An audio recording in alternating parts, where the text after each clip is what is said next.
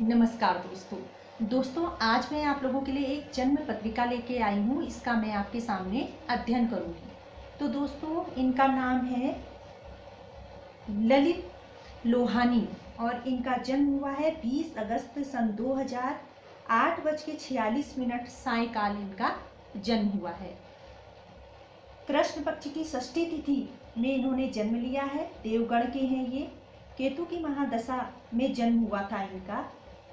शुक्र की महादशा अभी चल रही है जो 29/11/2003 तक चलने वाली है। तो दोस्तों चलिए इनकी जन्म पत्रिका का अध्ययन करते हैं। तो दोस्तों इन्होंने कृष्ण पक्ष की षष्ठी तिथि में जन्म लिया है और देवगण का जन्म है इनका।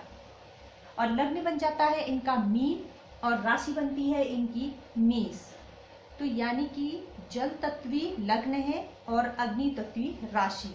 तो यानी कि तत्व और राशि में भेद है, समानता नहीं है। तो इसमें संघर्ष की स्थिति दिखाई पड़ रही है। इनको मेहनत ज़्यादा करनी पड़ेगी तब इन्हें सफलता देखने को मिलेगी। और देवगण के हैं और जलचर राशि के हैं तो शांत स्वभाव के होंगे और बहुत कम बोलने वाले और धीरे से बोलने वाले होंगे। हालांकि गुस्सा इनको बहुत आएगा क्योंकि इनकी मेष राशि है तो इनको गुस्सा भी बहुत आएगा। वाणी भी इनकी कर्कश होगी। लेकिन यह है कि देवगण के हैं तो ये सभी का अच्छा चाहने वाले होंगे और किसी का बुरा चाहने वाले नहीं होंगे और शांत स्वभाव के होंगे। चलिए दोस्तों व्यक्तित्व के विषय में हमने इनकी बात कर ली। तो दोस्तों प्रथम अगर मैं इनके योग कारक ग्रह की बात करूं तो वो बन जाता है इनका बृहस्पति। लग्नेश इनका बनता है बृहस्पति चूंकि ये मीन लग्न के हैं। तो बृहस्पति इनका कहाँ चला गया है? बृहस्पति चला गया है इनका तृतीय हाउस में 14 अंश का होकर के बैठा है। तो ये स्थिति अच्छी है इनकी। लेकिन जब लग्नेश तृतीय भाव में चला जाता है तो कैसी स्थिति होती है? संघर्ष की स्थिति दिखती है। जातक को मेहनत ज़्यादा करनी पड़ती है। हालांकि इनका बृहस्पति तृतीय भाव में 14 अंश का होकर के बैठा है तो बल है उसके पास। और ये 14 अंश का बृहस्पति की दृष्टि नवम भाव पे पड़ रही है, भाग्य भाव पर पड़ रही है। और गुरु शनि के साथ बैठा है यानी कि धर्म कर्माधिपति योग लगा करके भाग्य भाव को देख रहा है। यानी कि जातक धर्म और कर्म करने वाला बनेगा, धर्म करने में उसकी रुचि होगी।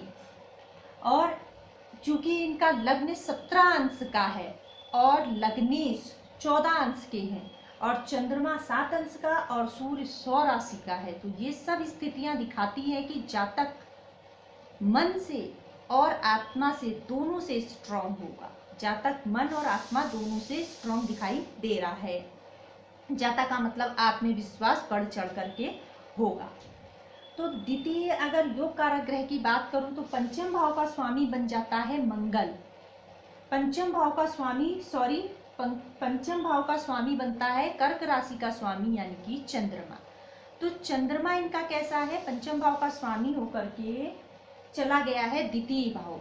तो द्वितीय भाव में चला गया है, 7 अंश का है, कृष्ण पक्ष की षष्ठी तिथि का है। तो इसमें भी कोई दिक्कत नहीं है, ये भी अच्छा ही दिखाई पड़ रहा है।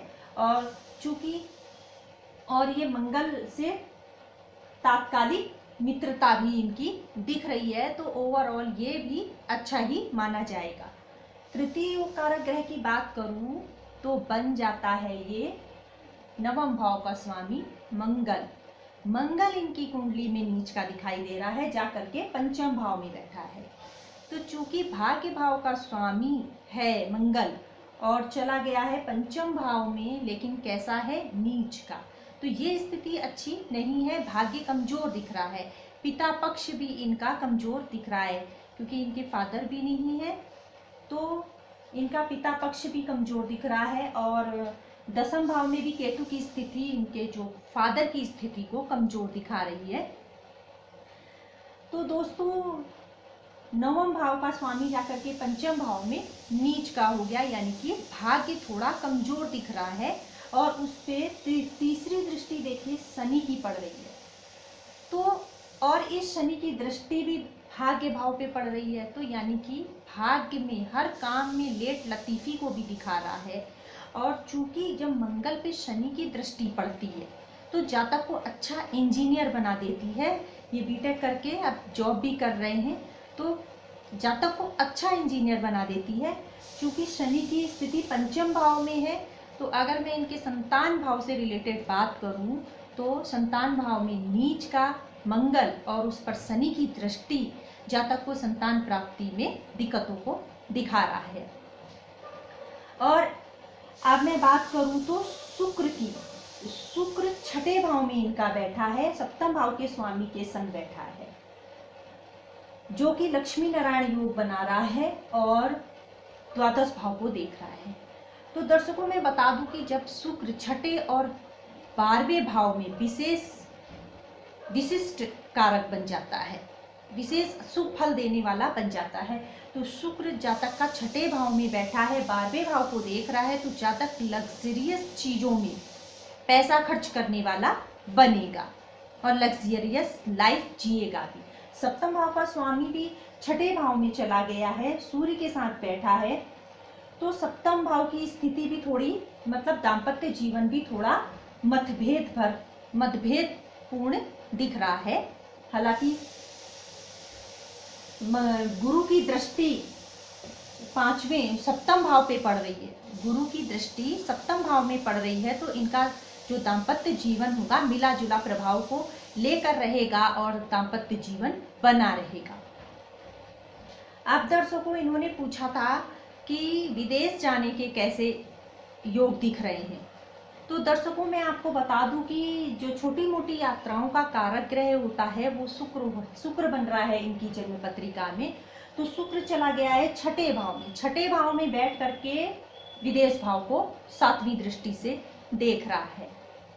फिर उसके बाद अगर इनका हम परमानेंट विदेश पति को देखूं तो वो भी छठे भाव में चला गया है, तो वो भी जा करके 12वें भाव को अपनी 7वीं दृष्टि से देख रहा है।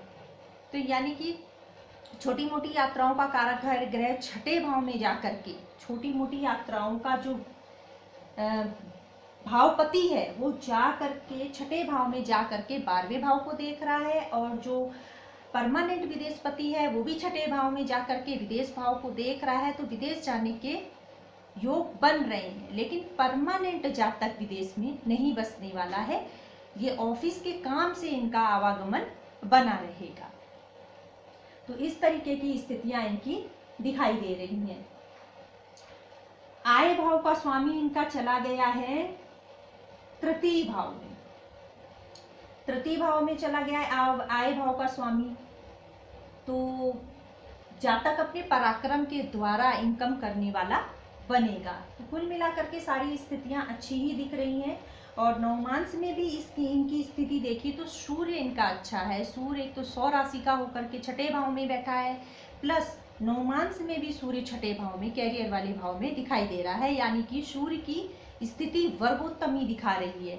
तो अगर आप गवर्नमेंट जॉब की तरफ भी जाना चाहते हैं तो आप जा सकते हैं। उपाय अगर मैं इनको बताऊं तो सबसे पहले मैं इनको एक उपाय बताऊंगी कि ये अपने भाग्य को स्ट्रॉन्ग करें, क्योंकि इनके भाग्य भाव का स्वामी मंगल नीच का होकर के बैठा है, स्थिति कमजोर दिख रही है, इसलिए आप अपने मंगल को सही करिए। तो मंगल को सही करने के लिए आपने क्या करना है, आपने सायंकाल हनुमान चालीसा का पाठ पढ़ना है नित्य प्रतिदिन, और एक मूंगा आप धारण कर लीजिए लेफ्ट हैंड की अनामिका उंगली पे। आप सूर्य की उंगली होती है ये, इसमें आप मूंगा धारण कर सकते हैं, इसमें आप मूंगा धारण कर लीजिए, 6.5-7 रत्ती का मूंगा धारण कर लीजिए और हनुमान चालीसा का पाठ पढ़िए और एक लाल रुमाल हमेशा अपने पास रखिए।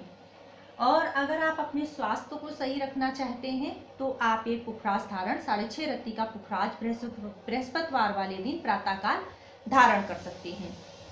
तो दोस्तों इनकी जन्म पत्रिका का अध्ययन मैंने किया, आशा करती हूँ कि आपको ये वीडियो पसंद आया होगा, और अगर आप भी इसी तरीके से अपनी जन्म पत्रिका का विश्लेषण करवाना चाहते हैं तो दिए गए नंबरों पे आप कांटेक्ट कर सकते हैं। मिलती हूँ मैं आपसे अपने नेक्स्ट वीडियो के साथ।